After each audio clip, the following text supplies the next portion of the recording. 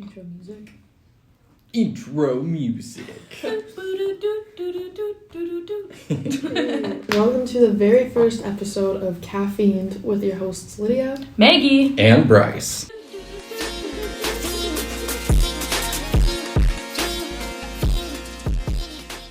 Today we'll be discussing the potential downsides of caffeine consumption and, the upsides. well, sometimes the upsides. We might have to save that for the next episode, but you're going to have to wait until the end to find out if we do or not.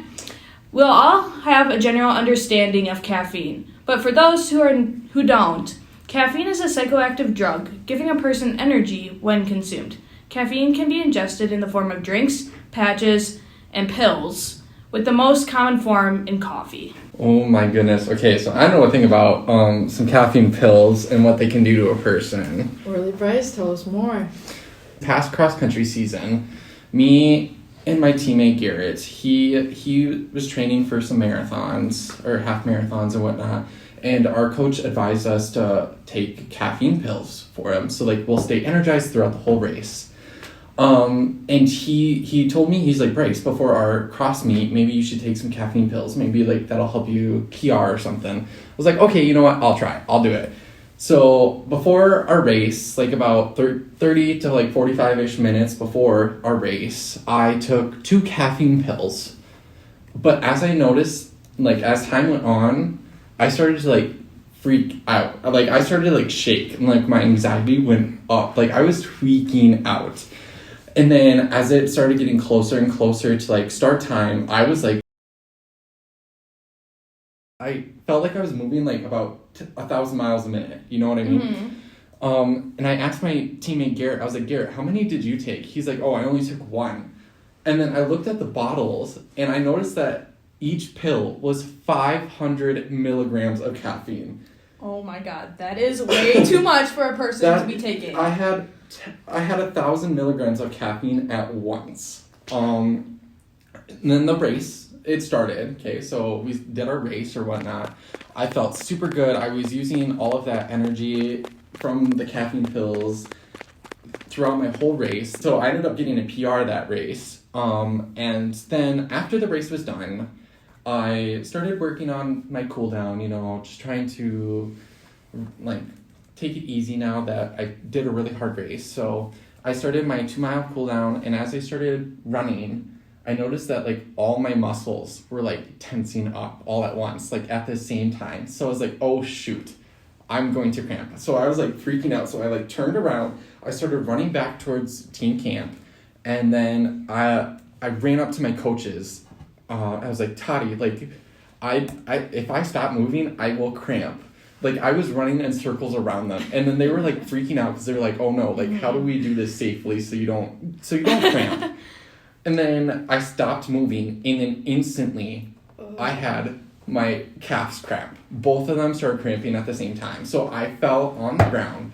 I was yelling out in pain because I've never actually really had calf cramps before, or cramps before that. That was terrible. You could visibly see the muscles in my calf legs twitching and straining and pulling on each other. It was terrible.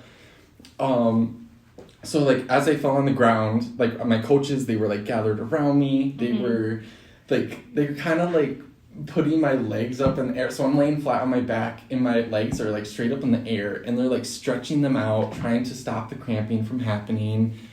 And I was in tears. I was yelling in pain. It hurt so bad. And then one leg eventually turned into the other. So they stopped cramping. I was able to get back up, and then my leg started to cramp again, just one leg. And then as I fell down on the ground again, and as that other leg started cramping, the other one started cramping again. Oh my God. They were both cramping. They cramped 2 times each. So I was on the ground yelling in so much pain. And then after that, I decided I will not take caffeine pills ever again. Yeah, it was pretty scary to see. I was there with Bryce trying to stretch him out a little bit of that, and I'm cringing as he's telling that story right now. I am an advocate for caffeine, but in moderation. Maybe like a good 920 milligrams less than what you took. I feel like is a suffice amount. I feel like that's an appropriate amount. Yeah.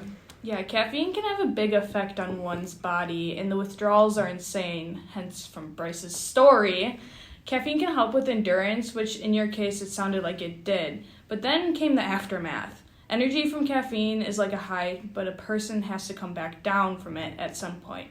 Caffeine is a stimulant that helps release calcium ions into the skeletal muscles. This helps make your muscles move in a way that they need to. But too much of it makes your muscles stay contracted, and then they cannot uncontract, which is what's causing your excessive whoa. cramping. Maggie, I dropped A&P for a reason. Come on now, let's get past all the sciencey stuff. But if caffeine is consumed too much, it can definitely have harmful effects on your body. But in moderation, it can be very helpful from individual to individual. Caffeine can also increase productivity as well as energy to get things done and complete workouts. That's why it's widely used by adult workers and athletes at all levels. But we're talking about college students here. Do they really know moderation? I think that some do and some don't. And if you have experiences like Bryce, then you should be able to learn from them and not repeat the same mistake. A person's bedtime or a person's sleep can also be really messed up from caffeine, causing them to not be able to fall asleep for hours after their normal bedtime. Bryce, you might know a little bit about this. Really, I do. I don't even remember the last time I can truly say I had a full 8 hours of sleep. Well, do you drink caffeine every day, Bryce? You can't talk, girl. Like, you have a 12-pack of Red Bulls in your car right now, and like 3 in your room. Don't hate on my Red Bulls. I need them every day. They give me wings. Hello. Wait. Alright, okay. Wait. No, you're all good. It's I can edit it. Alright. As one Bryce says. Right. You can't speak because you have a 12-pack of Red Bulls in your vehicle right now and like 3 of them in your room. Let's leave my Red Bull out of this. This is about you, not me. sounds like a codependency if you ask me. How can I be codependent on a drink? I thought that was only with people and drugs. Funny that you say that, but caffeine is technically a legal drug. With that, caffeine comes a lot of drug characteristics, like being addictive. And when a person cuts out caffeine, they can go through withdrawals, like headaches. Or like with my freak accident with my race and my muscles cramping. Exactly. Bryce, you're a freak accident. No, I'm just kidding. But I do know a girl that had a freak accident. Oh, really? Who? Yeah, she's actually here today in the studio. She's super busy, but she was able to find time to come visit us. You're not talking about the famous Hope, are you? Oh, yes, I am. Fun, upbeat music. Hope is a freshman here at Viterbo. She's also now deathly afraid of drinking energy drinks because of one very bad experience. Now let's welcome Hope. Hey guys. Hi, Hope. So now, Hope, I know you had a little freak accident from caffeine, but I wanted to hear your story about your bad experience. Yeah, of course. I got a C2 energy drink from the vending machine. It was Skittled flavored. I actually got 3 of those over the course of 3 days.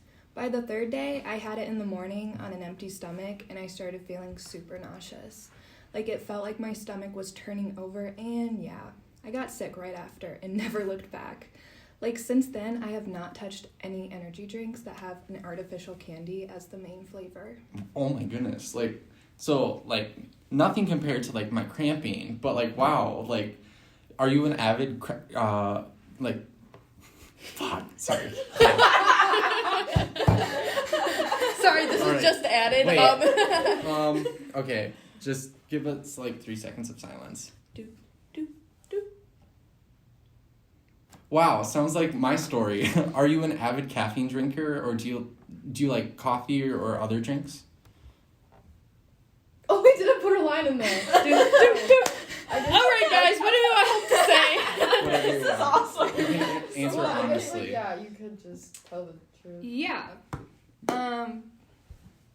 I actually really love teas. Teas? Yes, I love tea. Oh, a little Earl Grey. Yes. A matcha. Oh my gosh, matcha tea. I love matcha tea. I Okay. don't think matcha has as much as C4s though. Definitely not It's though. definitely natural caffeine as well. Yeah, so that would definitely be natural caffeine, which means that you probably didn't have a tolerance to the C2s. I think we checked those out and it was like 200 milligrams. So that on an empty stomach has to be quite different than drinking a tea. Yeah, it was pretty scary, and I probably won't be picking up any of those drinks again. Yeah, after that story, I don't think I'll be drinking energy drinks either. Well, guys, this has been great, but I gotta go. I'm a busy gal, and I gotta take pictures for the Lumen. Yes. Thank you so very much for being here with us today, Hope. We appreciate you so very much.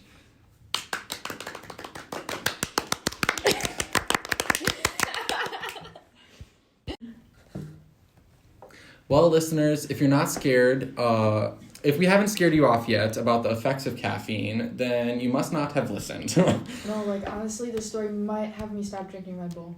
No, I'm just kidding. We all know that's not gonna happen. Yeah, you're right. All right, so make sure to tune in next week to hear about how caffeine can help one student strive in school and in track. Yes, we have a very special guest coming. But until then, maybe rewatch this podcast. Until then, maybe go throw away all your energy drinks from the fridge. We'll see you next time on Caffeined.